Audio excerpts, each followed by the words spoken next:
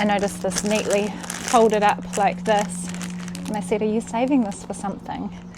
And she said, "Yeah, I was just wondering if it had a recipe." She's actually legally blind. She can't see. She can't see that there's a recipe on this packet, but she saved it in the hope that there was.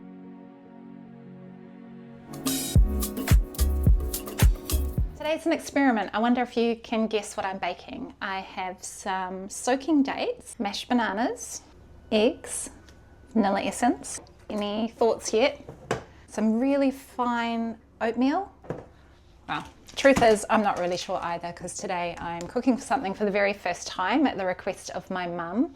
She saved this packet of Australian oat bran, and there's a recipe on the back, which is really fun. I love it when packets have recipes on the back. This is for oat bran and date muffins, so let's give it a go. The one thing about the recipe is that it calls for applesauce, and I don't have that, and I'm not really sure of the role of applesauce in baking. So I do have some bananas that need using up, so I'll be mashing these instead and just seeing how it goes. I'm sure it'll be fine.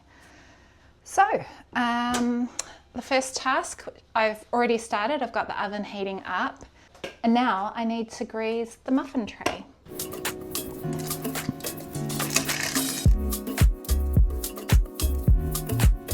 Muffin tray is greased. I'll just see what the next steps are.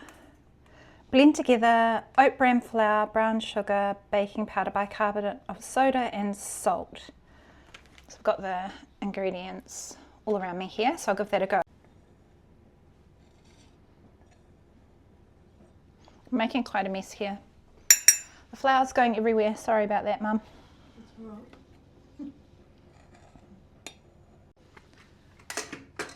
Brown sugar is delicious in baking. We're going to be using half a cup today. Oh, I just love the smell of it.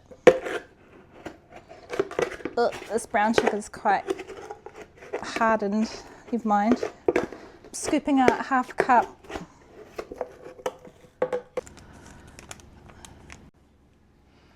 I love these measuring spoons. I don't have these measuring spoons at home.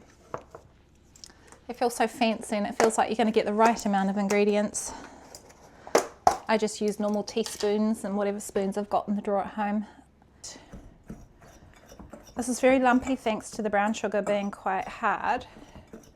I'll do my best, but hopefully all will work out well when it's baking in the hot oven. This is a bit challenging to do, mashing the dates, which are quite stiff and hard. I'm supposed to add the eggs to this, but I think I'll just add them last. Just work the dates first and get them mixed in. Quite an interesting looking mixture, isn't it, so far?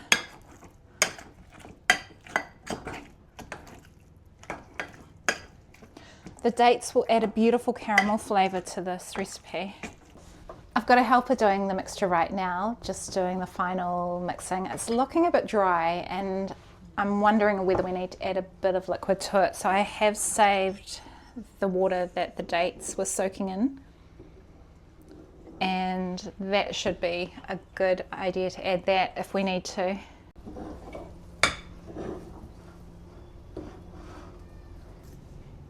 The mixture smells so nice, really vanilla-y and caramelly, but it is looking a bit stiff, so I will add some of this date water and soften it up.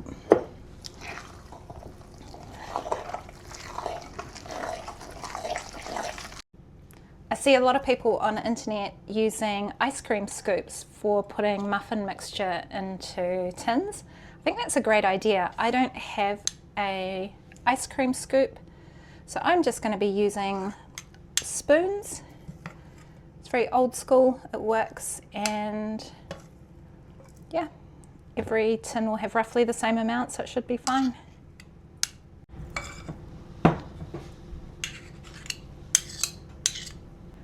All right, let's put it in the oven.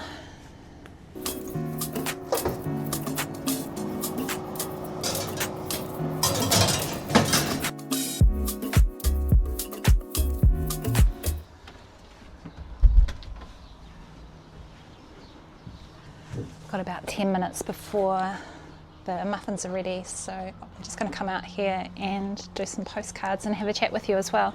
I thought it was quite cool that my mum saved this recipe, or even thought that there was a recipe on this packet. The reason is that she's actually legally blind. She can't see that there's a recipe on this packet, but she saved it in the hope that there was. In the cupboard this morning, I noticed this neatly folded up like this, and I said, "Are you saving this for something?" And she said, "Yeah, I was just wondering if it had a recipe." So that's really cool. Let's see how it turns out. I love that I can make this for her. So I'm sitting next to some plants that I bought yesterday. I've got 20 hedge plants that I'm going to plant in my back garden, and hopefully they form a lovely hedge. I'm pretty excited. They seem like lovely plants to have in the garden. I've actually been writing a lot of postcards behind the scenes. I'm really thinking of the people that I know have met in Japan, or some of the organisations that made a difference to my experience. I've been writing lots of postcards in Japanese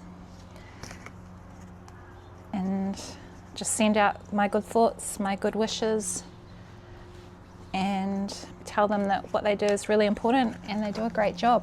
I've got a new sheet of stamps. I just love sheets of stamps. Isn't this cool? Isn't this cool? All of this around the edge. Unfortunately, you don't get to send that and keep that, but it's rather beautiful. While I'm waiting for the muffins, let's put some stamps.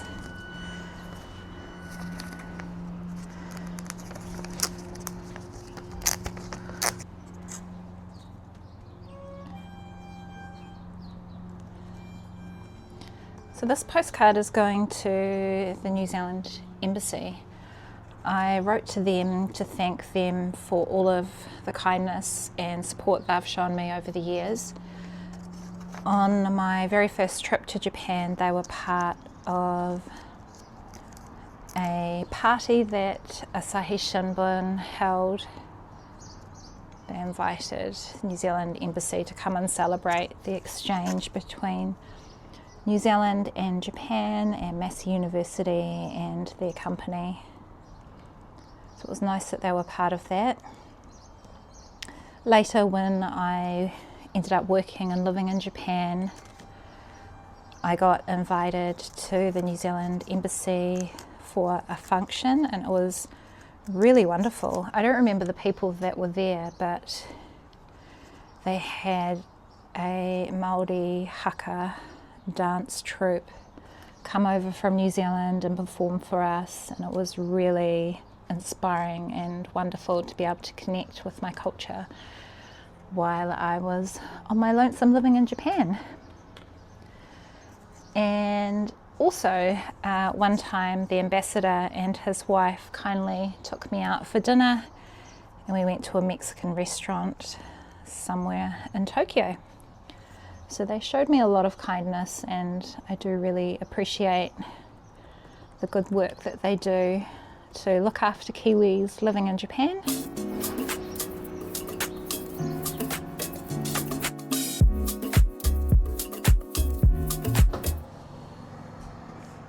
Muffins are ready. I don't think I need to check them. They're looking really good. Look at that. Perfectly brown, well risen. Delicious. So when you have recipes on the backs of packets, do try them, because they could be really good.